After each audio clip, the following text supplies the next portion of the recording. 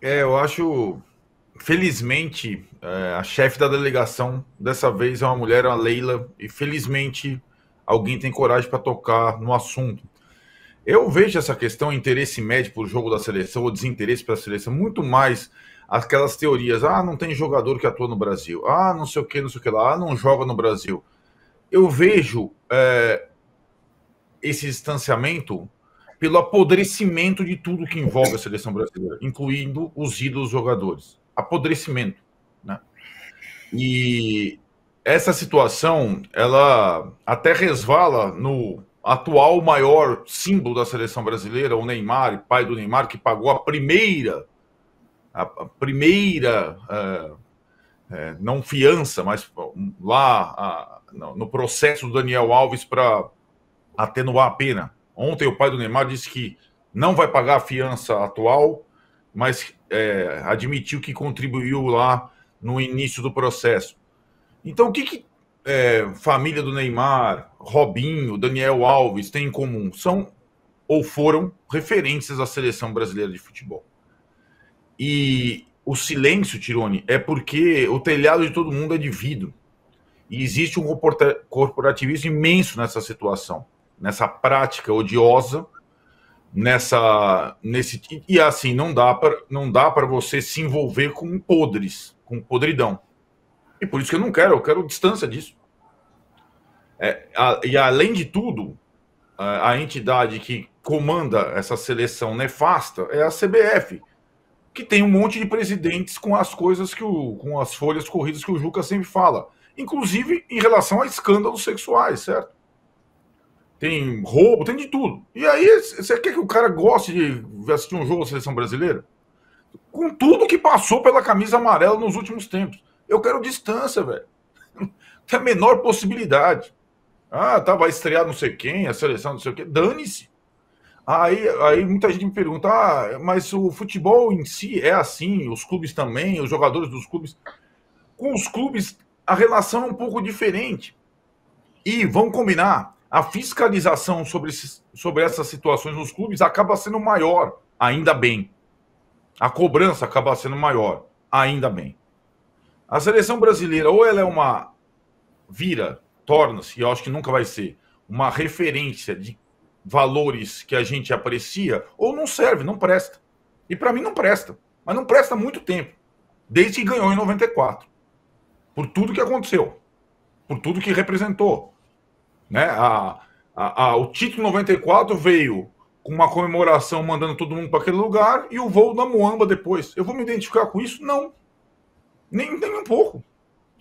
E os ídolos que foram formados desde então são esses ídolos de barro aí. Não tem, cara. O Daniel Alves era a referência da seleção do Tite lá atrás. Como é que o Tite vai falar hoje do Daniel Alves se ele falou que é o cara que extrapola o futebol, sei lá o quê, né? Antes do Daniel Alves era o Robinho, e aí hoje é o Neymar. Tá? Cara, sério, por mais talento que tenha, para mim não representam nada, nada, nada. Apenas uma sensação de asco e nojo. É isso que os ídolos da seleção brasileira, e a seleção brasileira hoje me causa espécie. É isso. Então, na nossa enquete aí, eu estaria na última opção, zero interesse. A nossa enquete tá assim, ó.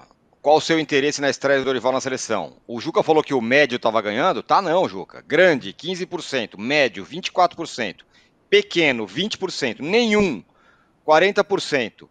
Mauro, eu poderia, sei lá, talvez apostar em quem você votou, mas eu queria saber em quem você votou sobre o seu interesse sobre a estreia de Dorival na seleção brasileira.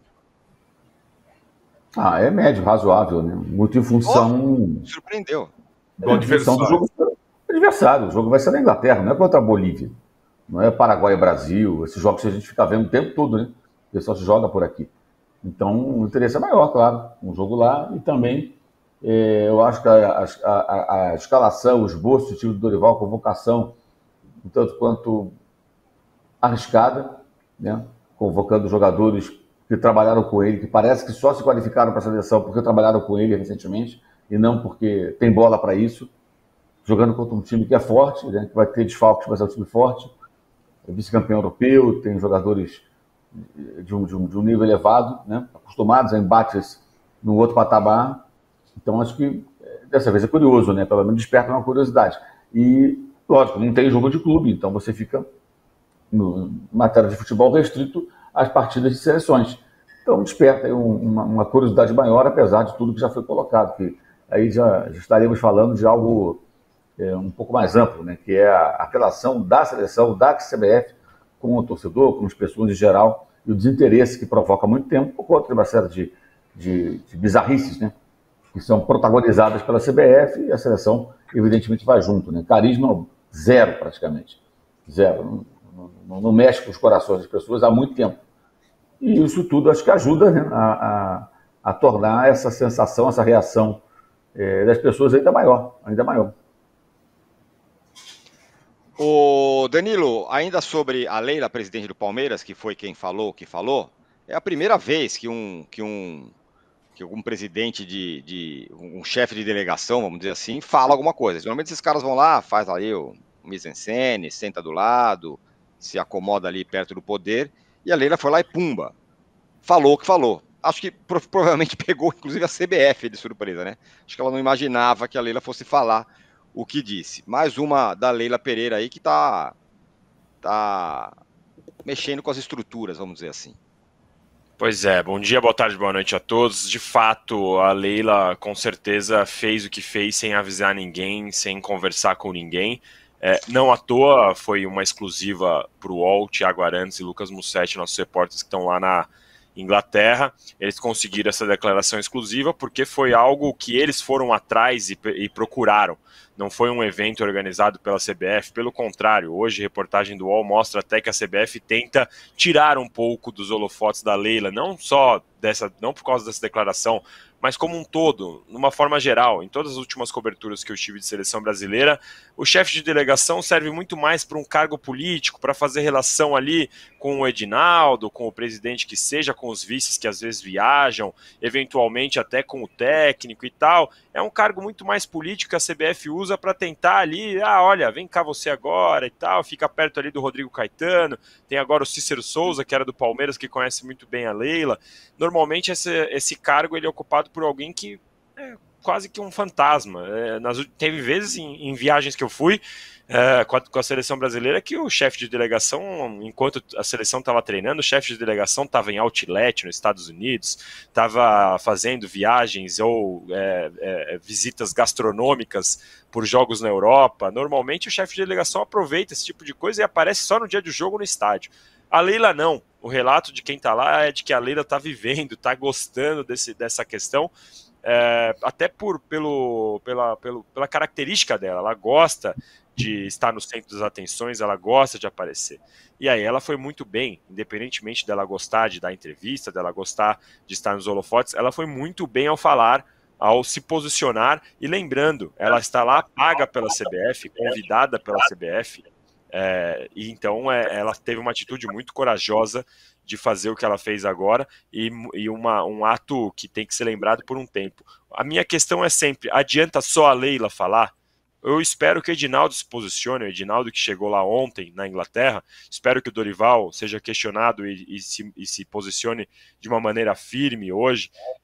Eu concordo com os colegas em relação à seleção brasileira, ela atrai uma antipatia por diversas questões, mas também tenho que ressaltar aqui que todas as vezes, em qualquer lugar que você vai, por fora, no mundo afora, né, a seleção brasileira ainda é reconhecida como algo gigantesco. Assim. Todo mundo fala muito da seleção brasileira, a gente tem que ter essa autocrítica e eu acho que ainda há tempo de recuperar essa imagem, porque a seleção, a camisa amarela, que foi muito maltratada nos últimos tempos, ainda é reconhecida mundo afora como algo gigantesco, uma instituição muito importante. Aliás, nesse dia em que aconteceu tudo isso aí, né, que a Leila falou, que o Robinho foi preso e tal, a comunicação da CBF, a única comunicação que a CBF fez foi mostrar as novas camisas lá da seleção brasileira, o novo uniforme e tudo mais, amarelo, não sei o quê, gostou, não gostou, um videozinho lá. Vamos deixar claro uma coisa, isso é exatamente o termo que o Arnaldo usou, telhado de vidro. A CBF, se manifesta, seria acusado de hipocrisia. então ela prefere se omitir. Por quê? Porque o próprio Edinaldo, neste momento, está num processo sob sigilo de justiça, denunciado por uma ex-diretora de patrimônio da CBF por assédio. Ele e diretores da CBF, inclusive de comunicação. Então ele tem que mostrar camisa nova, tem que dizer que a Leila é muito querida, mas não pode falar. Porque se fala, toma essa pela frente. E vocês, que também estão denunciados?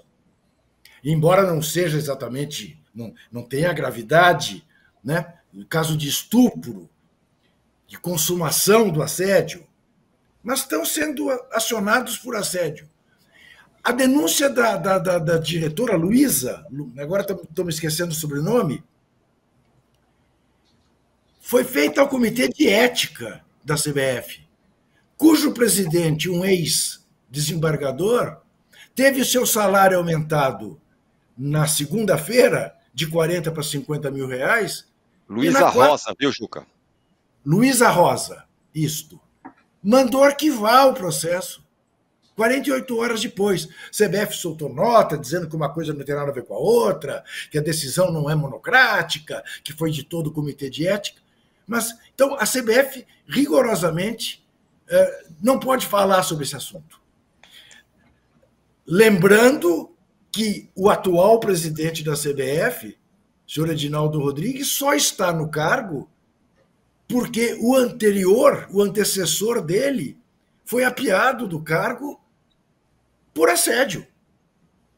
Fez um acordo na justiça com a moça assediada, pagou lá uma quantia e a ação não foi adiante. Mas nós mudamos, talvez tenhamos acrescentado a história da CBF, a biografia da CBF, dos 3 que foram apeados do poder por corrupção, Ricardo Teixeira, Zé Maria Marim e Marco Polo Del Nero, para a fase dos assediadores. Então tem que calar mesmo, não pode falar nada. Pois é, ó, a enquete está assim, ó, a maioria, 40%, não tem nenhum interesse na estreia do Dorival. Eu confesso que eu tenho algum, não acho que é totalmente... É um jogo legal, Brasil e Inglaterra, o Trajano já falou sobre isso, né, em Wembley, Brasil e Inglaterra meio desfalcada aí. É um teste, Trajano, diferentemente do que tudo que a gente viu ultimamente, que era contra combinado não sei da onde, seleção que não era nem ranqueada na FIFA, é um jogo legal, né, e de cara, né, normalmente se reclama que o Brasil só pegava a galinha morta, vai pegar um time bom, e logo na estreia, o Dorival tem que rebolar logo de cara. Não, se ele pegava combinado não sei de quem, ele está levando um combinado para enfrentar a Inglaterra, né? Agora, só falando em termos de chefe de delegação, que a Leila inaugurou, a primeira mulher a chefiar, eu cobri uma seleção brasileira, vem de longe. 1967, Copa Rio Branco, antigamente tinha Copa Rio Branco, Copa O'Higgins, Oswaldo Cruz, tal. Era Brasil e Uruguai, lá em Montevidéu. Foram 3 jogos, porque os 2 primeiros terminaram empatados, o terceiro. Vocês sabem quem era o chefe da delegação brasileira? Bom, em 1967 estávamos em plena ditadura militar. Juca, sabe quem foi? Olha só. 67? Doutor Castor. Castor de Andrade. Doutor Castor de Andrade. Ele andava todo aquele jeito interno, todo lenço aqui no bolsinho, e querendo pagar tudo para os jornalistas, champanhe, uísque, vamos pro bar. De Castor para Leila. Fica aqui o registro. Agora, em relação ao jogo, eu acho que tem todo esse fascínio. Aliás, teve um jogo Brasil-Inglaterra, se eu não me engano, o Rubens pode pesquisar aí, que o Brasil comemorou, que o Brasil tinha aquela história que nunca tinha vencido em Wembley, né? O Pelé até jogou, lembra? O Pelé, quando fez 50 anos, teve um jogo para o Pelé. Sim, e agora, agora que o Brasil jamais venceu no novo Wembley. Mas teve um jogo no velho Wembley, Brasil e Inglaterra, que o Gilmar pegou 2 pênaltis, se eu não me engano. Foi. Né? E foi 4-2 para a Inglaterra. 4-2. Mas o destaque do jogo foi o Gilmar dos Santos Neves, que foi o nosso goleiro nas duas Copas, 58 e 62. Eu acho que perde muito. O jogo tem um encanto por ele só. Só o fato de ser em Wembley, Brasil e Inglaterra, uniforme novo, não sei o quê. Se não tivesse mais nada, já seria um charme. O jogo tem um charme todo especial. Agora, essa seleção brasileira não é a seleção brasileira. É um catado. É um catado. Tudo bem, tem lá o Vini Júnior, não sei o quê e tal. E a Inglaterra está aparecendo no Brasil agora. A cada minuto que passa é um jogador a menos que vai jogar. Agora, tem esse charme.